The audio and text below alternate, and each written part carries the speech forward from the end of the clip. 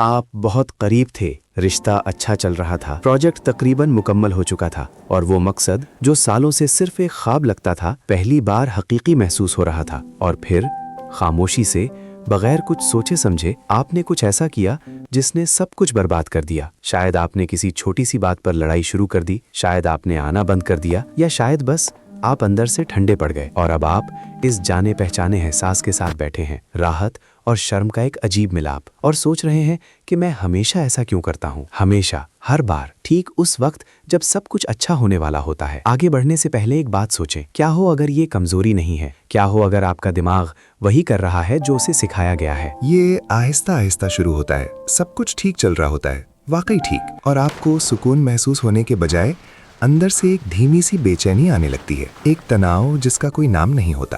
तो आप किसी छोटी बात पर झगड़ा कर लेते हैं, या चंद दिनों के लिए गायब हो जाते हैं और सारा बहाव टूट जाता है, या खुद को यकीन दिला लेते हैं कि ये इतना अच्छा था ही नहीं, कि मैं खुद को धोखा दे रहा था।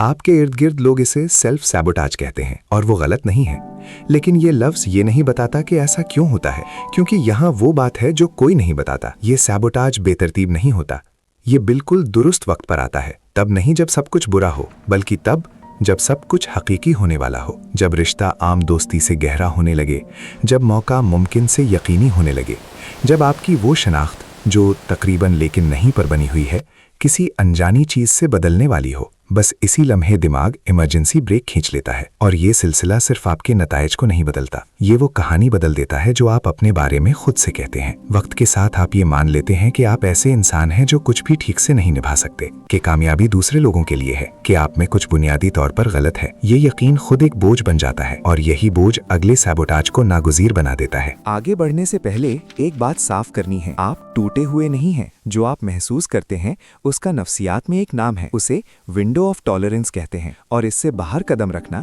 चाहे वो अच्छी चीज की तरफ ही क्यों ना हो, आपके आसाबी निजाम में एक हकीकी खतरे का रद्दमल पैदा करता है। आपका दिमाग आपको कामयाबी की सजा नहीं दे रहा, वो आपको अनजान चीज से बचाने की कोशिश कर रहा है, क्योंकि दिमाग अनजाने खतरे और अनजानी भलाई में फर्क नहीं करता। वो सिर्फ वही जानता है जो उसने जाना है, और जो उसने जाना है वो जज्बाती माहौल है जिसमें आप बड़े हुए। अगर वो माहौल गैर मुतवक्के था, अगर अच्छी चीजें अक्सर नुकसान के साथ आती थीं, या मोहब्बत के बाद दूरी मिलती थी, तो आपके आसाबी निजाम ने एक सादा सा कानून सीख लिया, जब सब कुछ बहुत अच्छा लगने लगे, गिरने के लिए तैयार हो जाओ। ये कानून कभी आपको महफूज रखता था, ये आपको जज्बाती तौर पर तैयार रखता था। मसला ये है कि ये कानून अब भी चल रहा है, उन हालात में जहां इसकी अब जरूरत नहीं रही। ये आपकी शख्सियत की खामी नहीं है, ये एक कैलिब्रेशन की गलती है, और कैलिब्रेशन की गलतियां ठीक हो सकती हैं।